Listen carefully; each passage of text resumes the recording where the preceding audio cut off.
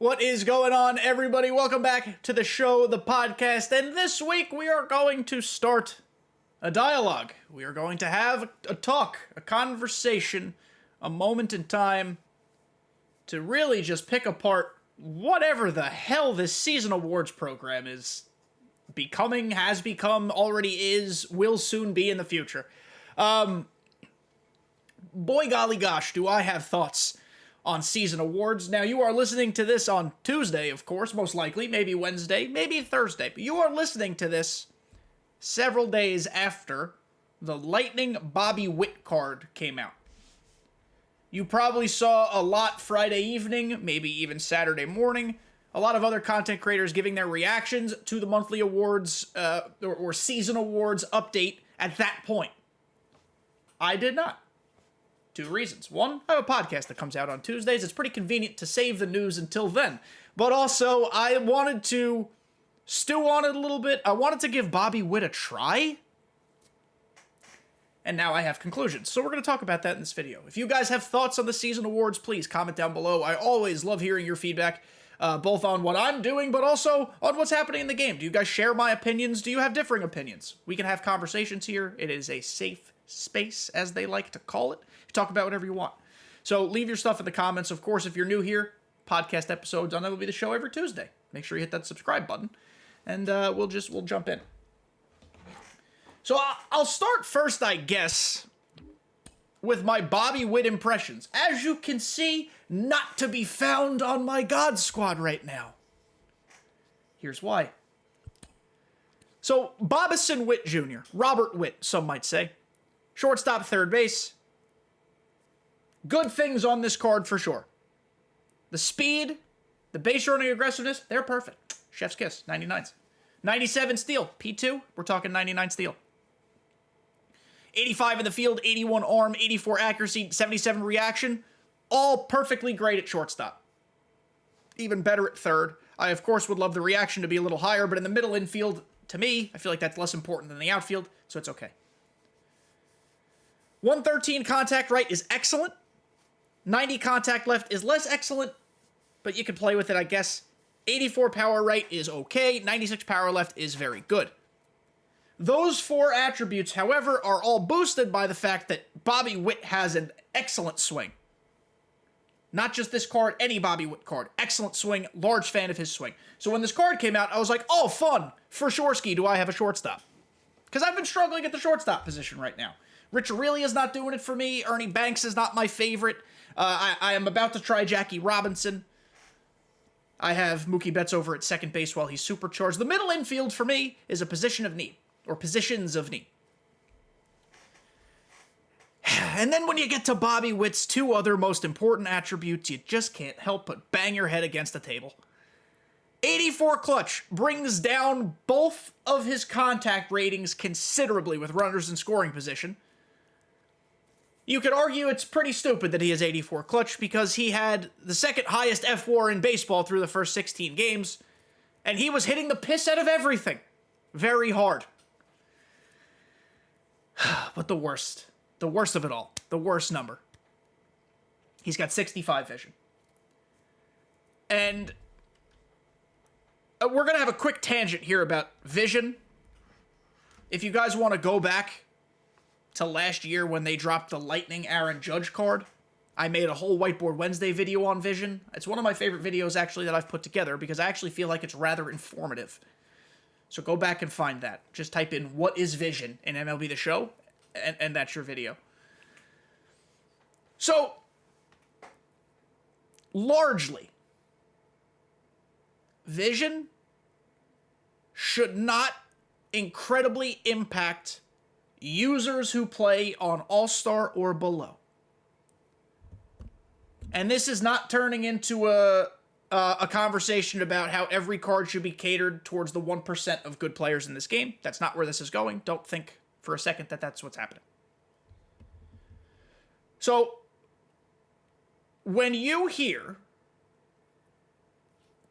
content creators specifically, because let's be honest, generally speaking, not of course not all the time, but generally speaking, content creators are pretty good at the game Otherwise, they wouldn't be making content, or they play so often that they just improve to a point where they're good at the game.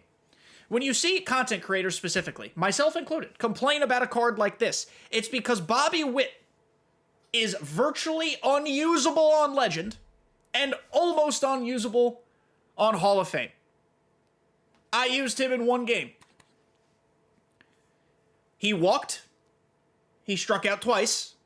He did not get a hit in 4 plate appearances. Of course, 4 plate appearances, hardly enough of a sample size to be like, this card is good, this card's bad. But what I go on is feel. I faced Randy Johnson, which is not fun for anybody.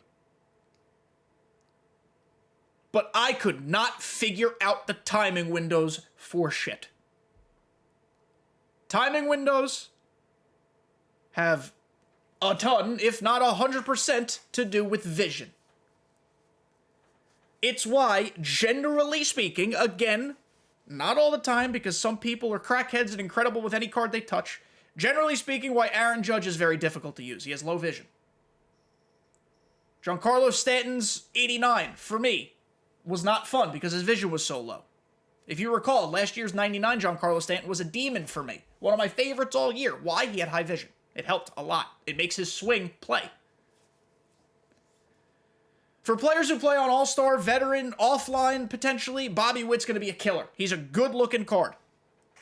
But when you talk about online viability, on World Series pushes or beyond, Bobby Witt is tough. And there might even be some people on All-Star or Veteran who struggle with Bobby Witt, because it's like, why can't I square up this inside pitch and keep it fair? Why am I so behind on outside pitches? It's because his vision's bad. It's very bad, honestly. I wasn't expecting 110 vision from Bobby Witt. I don't think that's the type of card we'll ever get of Bobby Witt. But like, 80 would have made such a difference on this card. 80. You take away some of that bunt. He doesn't need 35 bunt. You take away just a teensy bit of that steal rating. A little bit. Not a lot. A little bit. Just enough to put it over to the vision. And we're talking. Again, this is only a 95 overall card. That's where we're at the power creep. Who knows what a 99 Lightning of Bobby Witt would have looked like? I imagine, because we've gotten a 95 of him, that eliminates him from the end of season Lightning discussion. We're in uncharted territory. I'm kind of guessing that. But those are my thoughts on Bobby Witt, because it's so unfortunate. His swing is so good. I was so excited to use him. I plugged him into the lineup right away. I played a game with him this morning. I won the game, thank God. But mostly to play and use him to see what he felt like so I can better have an opinion on him for you guys right now in this video. He played great in the field. He's a speedy boy. He worked a walk. I have beautiful peepers. But it's so hard to turn on anything with him on Hall of Fame's pitch speeds, especially against outlier Randy Johnson. I had the hand in this matchup. Now you could argue he's better against righties. 113 contact is certainly higher than 90. I understand that. But the feel of the swing matters to me. You guys know I tell you all the time, use cards you love because of their swings. Screw what their attributes are. Why? It's because it's feel. And even though his swing is good, it feels like shit on higher difficulty, so I'm not going to use Bobby Witt. Now, back to just talking about season awards as a whole.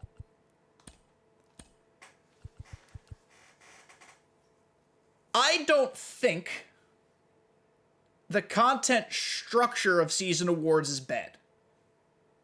And when I say content structure, I mean every week is a new drop, basically highlighting the best player of either that week or of the past couple weeks, depending on how they catch up to what's gone on.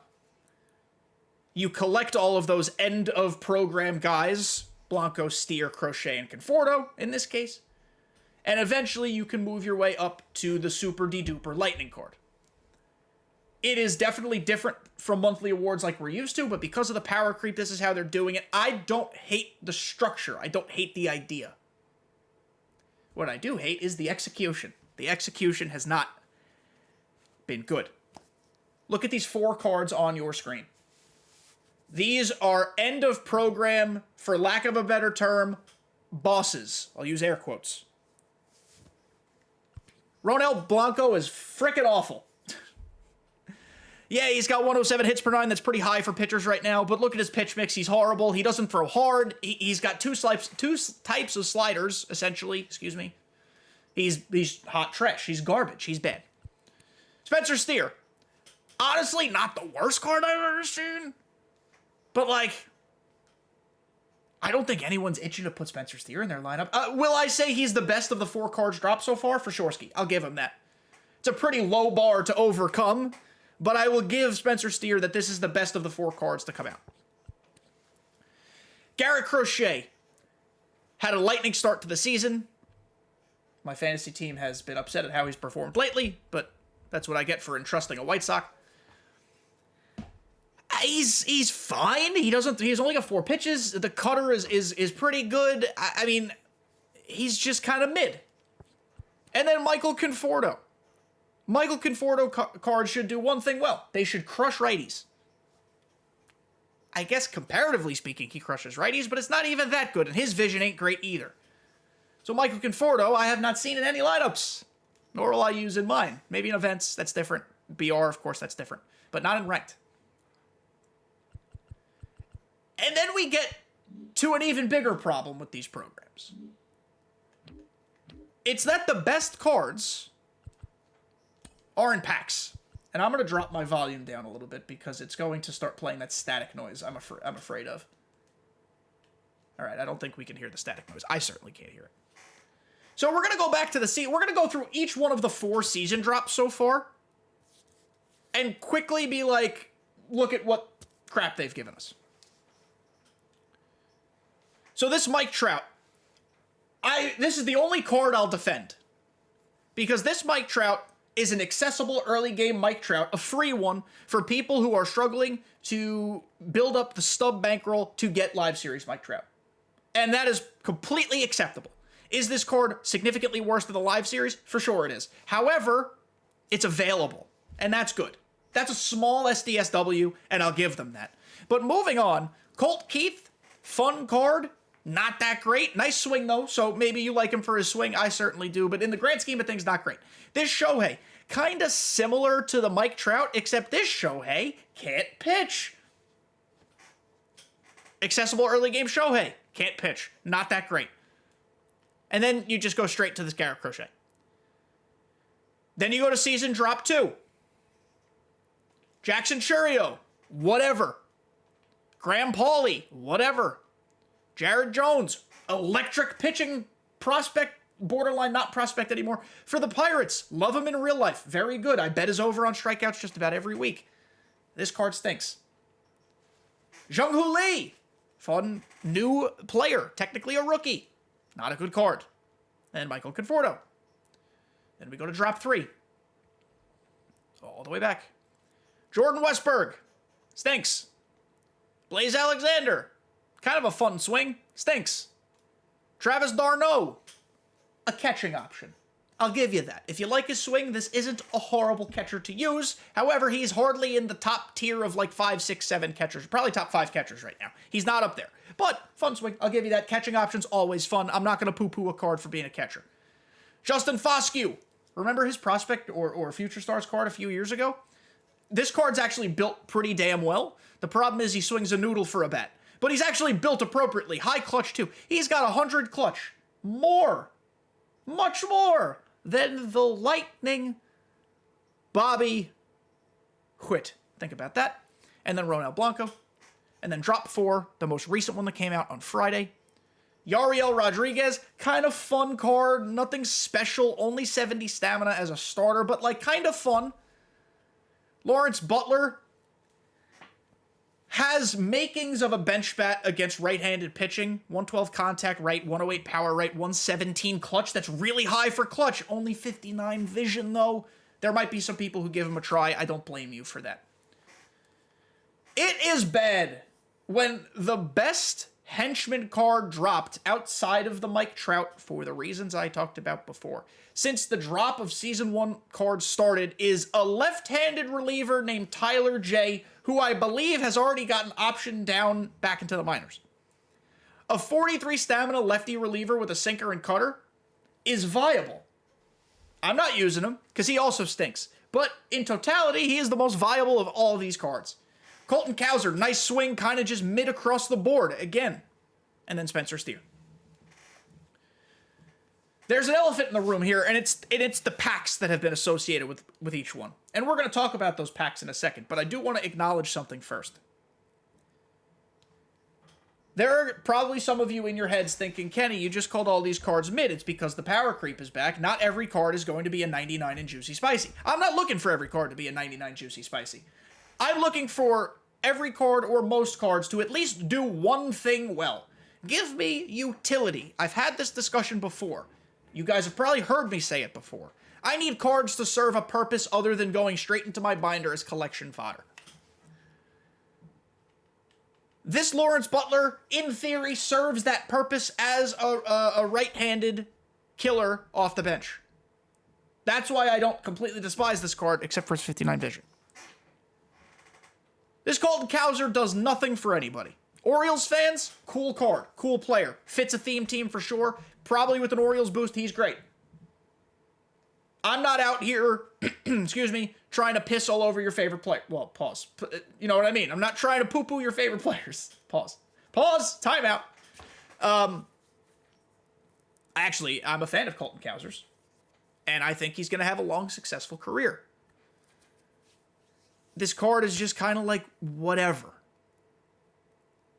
I just need cards to serve purposes. Especially these cards. These end-of-program mini-bosses. I still don't know what to call them. Spencer Steer is maybe the one example of a guy who's viable, where like the other guys don't do shit. And to make the whole mess situation worse, is that the best cards for all of these season awards have come in packs.